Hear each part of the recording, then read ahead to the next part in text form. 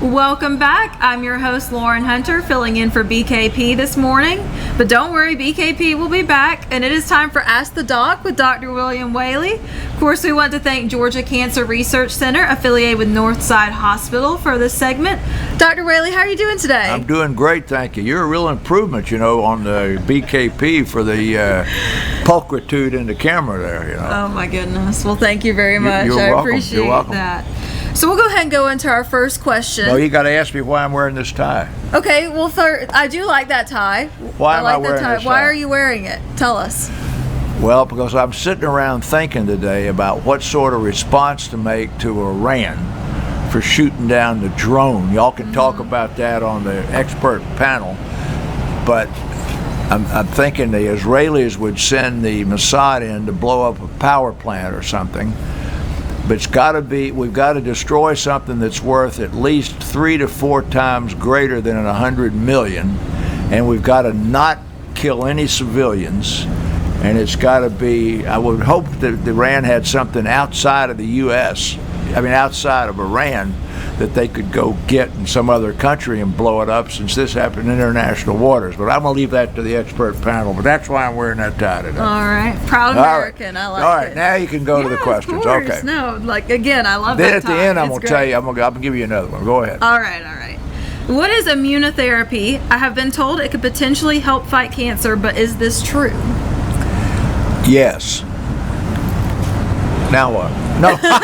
Hey, you like that, huh? Yeah. All right. I was okay, fair enough. we just about every malignancy we've talked about for the last 6 months or a year, we have talked about the therapies and all of the progress being made in cancer therapy today is not on more surgery, more radiation. It is on earlier detection, but it's on learning the genetic profile that made the cancer happen, and what are called oncologic drivers, or genetic mutations that drive that cancer, or unique markers on the surface of the cancer cell that allows you to direct antibodies, which are another form of immunotherapy, toward that cancer cell. So show that first graphic there, if you would, Josh. We're not going to have that up very long, but if you take a good look at that, Lauren, that's a lot of cancers there, right? Yes. You think about cancer, but if you look at that thing there are 25 cancers on there, and literally every single malignancy on here has at least one new biologic or immunotherapy that is available for it. The more common ones, let's go to the next one, Josh. In medicine, we have a lot of sayings in medicine, but one of the, do no harm and all that sort of stuff. But one of them is that when you hear you hear hoofbeats, you should think of horses, not zebras. Sure. Which means that common things are common. So if you look at this big chart here, the incidence of cancer, the 10 most common cancers worldwide, is on the left. The mortalities are on the right. But if you just look, lung, breast, bowel, GI, the prostate mortality is not as high as the rest of these, but liver, esophagus, bladder, and non-Hodgkin's lymphoma, every one of those has some sort of an immune therapy that is associated with it. Mm-hmm. If you'll show that next one, I'm going to tell some personal stories here in just a minute, because I think I've got a better way of explaining this than this graphic will do. You got the graphic up? This graphic begins with the 1970s. The immunotherapeutic idea really begins in the immediate post-World War II occupation of Japan. I want you to listen, Rick. All right, at the end of World War II, Japan had been pretty much flattened, particularly Tokyo and the large cities. Their houses were made out of wood. And there wasn't any place for these people to stay. There was a large epidemic of tuberculosis in Japan. Of course, there's tuberculosis all over the world in those days. So people who had relatively advanced tuberculosis, just like in this country, were isolated and put in this country, we put them in sanitariums. In that country, they put them in isolated places where they were all together. The observation was made that if there were patients who had the malignant melanoma mole metastatic to their lung or a huge mole on their body, or kidney cancer that was huge and had spread and got active tuberculosis, that in a sizable proportion of cases, the tumor shrank. So there was that sort of evidence that something that happens when you get tuberculosis and you begin to fight tuberculosis made those two tumors shrink. Well, those two tumors happen to be the two tumors that have had the least response to standard treatment with chemotherapy and radiation in all of our history. So now go back to the graph there. Back in the early 1970s, there was when non-Hodgkin's lymphoma, leukemia lymphoma, people all died, and you had to give them radiation, and it was a bad actor. They began to be able to determine parts of your cellular composition beyond just your blood type, so that you could come up with what we call transplantation antigens. So we'll know whether you can get a kidney or a heart from somebody and not reject it. Right. And when they were looking at these lymphoma cells, they found a let's call it an antigen on the surface of the lymphoma cell. It's called CD20. It was on just about every non-Hodgkin's lymphoma there was, and somebody made up the idea of making a human monoclonal antibody that attacked that site.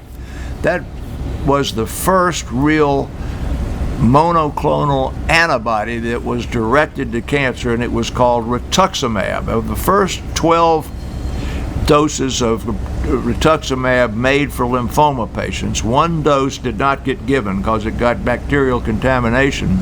4 of the first 12 in the world, probably 11 then, were mine, and patients that I was treating in research. And of those patients, 1 went into remission with one course of 6 treatments given a month apart, and stayed in remission for 20 years. So rituximab was the first of the monoclonal antibodies.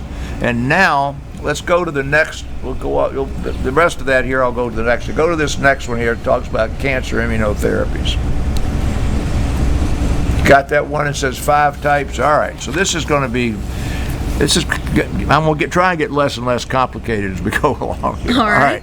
But monoclonal antibodies is the top one. That was what rituximab was. The one that you hear most about when we're talking on this show is the Herceptin that is used in breast cancer. That's been around for 10, 12 years. The HER2 gene that drives breast cancer is present on at least a third or more of breast cancers. And the presence of that gene used to be a bad actor and meant that your survival would be less. But once this antibody was developed, it's now a good actor because it allows you to have more things to do for metastatic breast cancer, and those people actually survive longer. So if you look at this slide's about a year old. Immune therapy that recognizes cancer cells. There are 75 monoclonal antibodies on the market today. Wow. So when you watch these ads on TV, ask your doctor to come up with this or come up with that. Most of those are part of that 75. Well, let's go over to Phil Mickelson and golf. That'll get people back on the track here. Phil Mickelson's on TV for Humira, for a monoclonal antibody that's directed against rheumatoid arthritis. That's the kissing cousin of rituximab. So the technology that was developed for the treatment of malignant disease with just a slight modification now becomes the TV ad you see for the horror of plaque psoriasis, that you see for ulcerative colitis, irritable bowel disease, and rheumatoid arthritis. Now, the next one here that says immune checkpoint inhibitors is where we're going to go next. But this is the one that you see about lung cancer when you say, ask your doctor if you are a candidate for Opdivo or Keytruda or whatever. These drugs are all terribly expensive, but I started a patient on one of these drugs this past week, and it was $19,000 a month. Oh my now goodness. That's pretty good. That's pretty good lick, you know. Right. Now that's like when you go to get an MR. Let's talk about a hip replacement. You go to get a hip replacement, and the surgical fee is $9,000. Medicare recognizes $900, and they pay $750. So nobody buys a car for the suggested manufacturer's retail price, right? I mean, it's always way below that. That's the way these drugs are. So that $19,000 cost is some foggy, mythical, whatever it is. And with the insurance contracts and with what the companies do for people in terms of making it available, a lot of my patients get the drugs free. There's no, and as I said here a few weeks ago, Northside Cancer Institute has a 5 or more % of the patients they treat are totally 100% free. Well, they're giving them these drugs as well. So it's not, the drugs are terribly expensive. They're terribly effective as well. But the most rapid progress being made now is in this new category of immune checkpoint inhibitors. And then, as it says, at least 6 drugs are approved so far. I think the number's 8 now. These next 3 we're just going to mention and jump off of. Cancer vaccines, there's only 2. People frequently say, well, I read that at Duke they'll take a cancer cell and they'll hook it up to the herpes virus and then give it back to you. Yes, but these at the moment, these are not ready for prime time, and they're still pretty much experimental. This adoptive cell transfer called CART, C-A-R-T, you hear about. I was involved in the 80s in some early research only with kidney cancer. Now, kidney cancer did not respond to drugs. If we could get a good enough hunk of your kidney cancer, we took that hunk of kidney cancer, it was sent to Sweden. In Sweden, and we took your lymphocytes out at the same time, and we sent your kidney cancer and your lymphocytes to Sweden. They took your lymphocytes and then grew them in a pot, and then made those lymphocytes recognize that cancer, kidney cancer, as being a foreign body, like you had a splinter in there, and then stuff would be sent back to Atlanta, and we'd infuse that into the patient. We had about 70% that the tumors shrunk. That was going like crazy when the FDA came along and said, this is not cancer drug research, this is blood banking, and you got to go all the way back to ground zero, and they pulled away the permits for continuing research, and it was another 20 years before, by going through the opposite direction of blood banking, that they were able to come to the point where this adoptive therapy was approved. But it is almost 100% successful when it's used, and it costs about $250,000 every time it's done. Okay, let's go to the next one. Now, people love these cartoons, so we're getting to the easy part and the fun part. Is that a pretty cartoon you got up there? No, that's the one that says, how does immunotherapy work? Okay, that's called a cartoon. All right, on the left, I don't know if you've heard of killer cells, T cells, but you have in your body circulating lymphocytes that differentiate into different types. One of them is called the natural killer cell, and one is called the T cell. Well, the T cell has the ability to destroy a foreign cell, but many cancers have a antidote to it where they can inactivate the T cell. These new drugs called immunotherapy drugs, like the Opdivo and the Keytruda and the rest, on the right-hand side of that slide there, block the inactivation, allow the T cell to turn itself on. See, it's off over here, on here, and when that boy's on, it goes around and kills. It goes to work. Goes to work. It kills the tumor cell. Now, interestingly enough, this isn't chemotherapy. Your hair doesn't fall out. You don't get nauseated. It doesn't mess up your blood counts or anything else. Now, the toxicities that occur with these drugs are important, because once it starts turning on immunity, if it gets a little out of hand, it can get immune to your lung and give you pneumonia, or get immune to your colon and give you bad diarrhea and stuff. But those numbers are 3, 5, and 7% of the number of people that you give it to, which is very much worth the hazard. Whereas the chemotherapy, nausea is high and hair falling out's high and blood counts are high. So these are the immunotherapies that we're talking about today.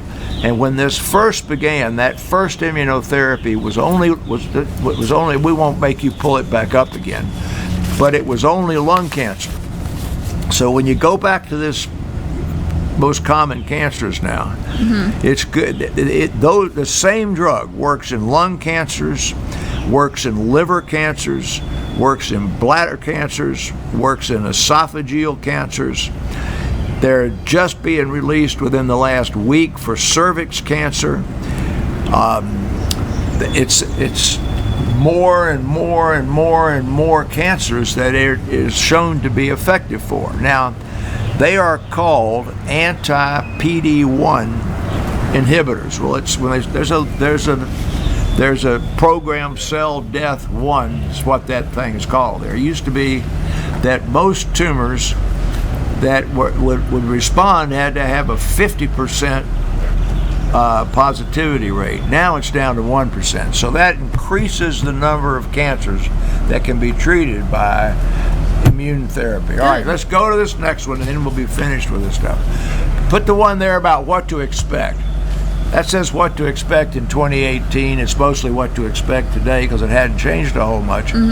But if you just watch television, where it says new things, these anti-PD-1s are now at least 12 different drugs, but it says it's going to be available for more and more cancer subsets. Now, this is the one point I want to emphasize. We always think about cancer into its site of origin. It's breast cancer.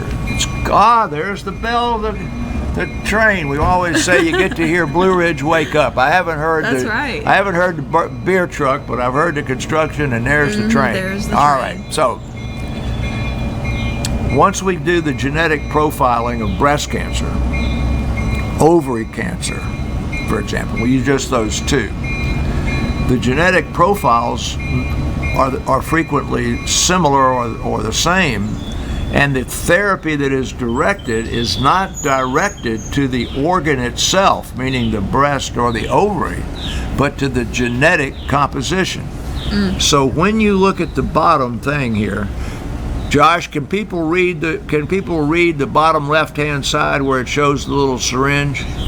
Good enough? Okay, that says personalized treatments. So basically now, when they talk about individual personalized treatment for cancer, they're talking about either a genetic profile that they have done with gene sequencing, or a genetic driver done a little bit differently, or an antibody that's present on the surface of the cell so that they treat you different than the person in the chair beside you, both of you with the same type of cancer. Does that make sense?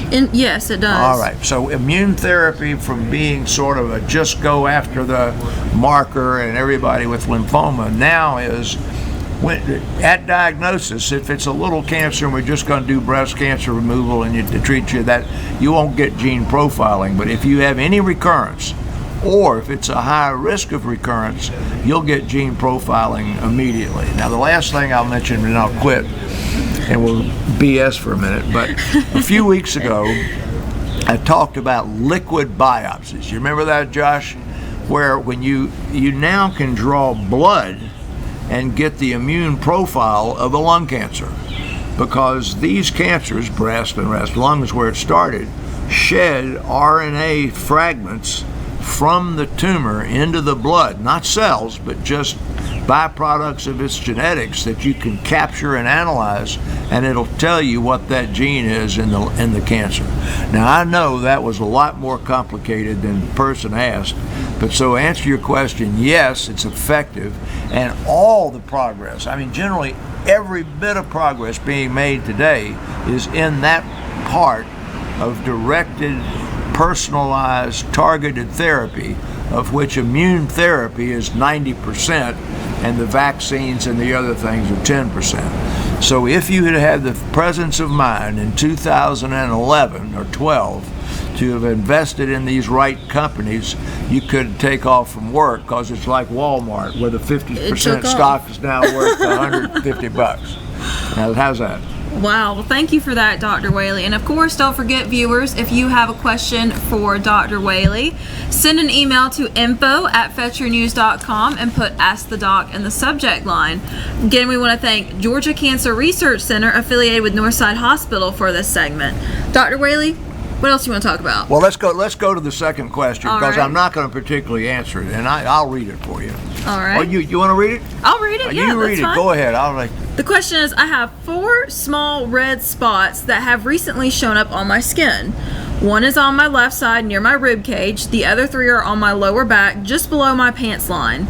They don't itch or hurt and are all about the size of a dime. What could this be? Is this something I should go have looked at by a dermatologist? All right. I had a whole bunch of pictures I was going to show, but I think there's way too little information for me to do a good job here. A few weeks ago, where they were talking about significant dermatologic conditions, and the first thing I said was, wait 2 weeks and see if it goes away. Mm-hmm. Second, if it's not symptomatic, don't lose a whole bunch of sleep over it, and if it persists beyond 2 to 4 weeks, go to your primary care physician, not to a dermatologist. And when I was putting this thing together of non-itchy, benign red spots that would show up acutely and not have been there, like a lot of us know people who have these little red things on them called cherry angioma. Your grandmama probably has them. You don't. You're too young, but they occur as you get older. Those are just natural things. You don't lose any sleep over them. But this sounds so much like it just recently came up. It doesn't sound like it was that. So if you want to ask a question like that in the future, it would be great if you would take a picture of it and then send the picture with the email. I mean, I know there's way past my area of expertise, but there's a way to send that picture along with a question, right? Josh, is that, you don't know either. Josh, you could send a picture when you ask the question, right? Okay, you'll send a picture when you ask the question. And secondly, it would be very helpful to know if we're talking about somebody who's been outside this time of year, because one of the common things that would have happened here, if you've been out this time of year, where this rash was located, is the chigger bite that gets right underneath the pants line, and that distribution, and you'd be able to tell. And then secondly, there's a viral infection that occurs this time of year, but I didn't want to get into that because the pictures didn't work. All right? I got you. Yeah, there's a lot of things that could be going on this time of year. Allergic reactions, ticks, chiggers. Ticks, we talked about that last week. It could be just about anything, especially if you've been out in the woods. You don't even have to be in the woods. If you went down to the dock, you walk through a bunch of pine straw. It's been raining like crazy, as we said last week. The mosquitoes are everywhere. Right. The ticks are going to be everywhere starting this week, as I said last week, and the West Nile virus should be starting to meet us. Last Thursday, I said, wasn't it? Okay. So anyway, we'll get past that.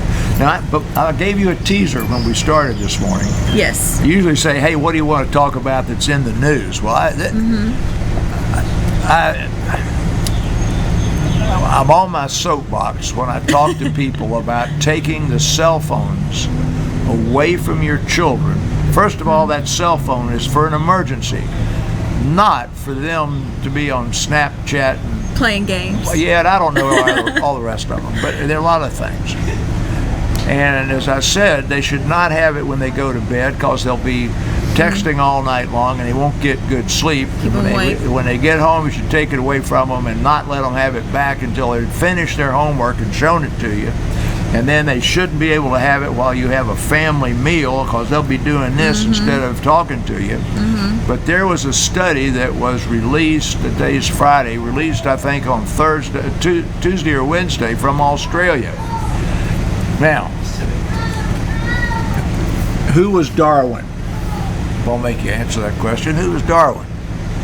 Evolution. Yeah. All right. Now, Rick, I want you to listen to this. It has taken tens of thousands of years for our body to mutate for some of the beneficial mutations that make our body like it is today. And I have never heard of an adaptive change in the body that has occurred as rapidly as this demonstrated change in the skull of teenagers that have in the back of the skull right here a spur. Think of heel spurs. Think of a callus in your hand that you hold the hammer in. Now you got to pound with that hammer a lot to get a callus. Right. You got to run a lot to get a heel spur. I had a heel spur before I ran the Boston Marathon one time, and they put a big donut in there and injected it with cortisone and Novocaine on the morning of the race, and I was able to run. But listen to this carefully. There has been demonstrated that in adolescents now, if you take a lateral view of their skull, they have developed a spine in the lower portion of the skull, a spur that is not seen in adults. And that means that they have had their head down like this, putting tendon pressure on the base of the skull so much with their video game in their hand or their phone in their hand that they have created on the back of the skull a spur from overuse. Now, if you're 18 with a spur on the back of your head from overuse, it ain't going to cause you any symptoms. But what's going to happen when you're 40? What's going to happen when you're 70? Heel spurs, people have, usually people on wheelchairs and stuff because of the pain of a heel spur. These people may end up with very, very severe pain in their neck and their head. And, I'm not going to change the behavior of the teenagers in Fannin County or the mountains by ranting, but that's physiologic, biologic evidence by X-ray that it's being overdone. There, I'll stop. Not to mention the effects of living a sedentary lifestyle from constantly being on your phone. Or the number of deaths from texting and driving, and taking no, we weren't using that one. The number of deaths from taking selfies where people backed off the Grand Canyon, stepped off the curb and got hit by a car, and the number of skull injuries and fractures, and this just happened to my #1 psychiatric consultant in Atlanta. Took a face plant and looks like they were beat up by a baseball bat, walking in the parking lot of Piedmont Hospital, answering a text, and tripped over one of these little things that you come up with your car with. Took a face plant, broke her nose, has got black eyes, black everything.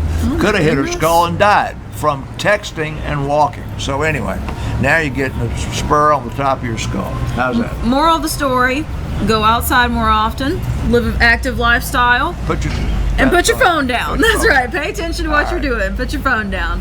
All right, viewers. Well, you can share our Ask the Doc segments with your friends. Just go to our YouTube channel, Fetch Your News, FYNTV, and look for the playlist Ask the Doc. This segment is brought to you by Georgia Cancer Research Center, affiliated with Northside Hospital. When we return, it'll be time for the All-Star Political Break. Thank you for your time today, Dr. Whaley. All right. All-Star Political Panel, you're on next.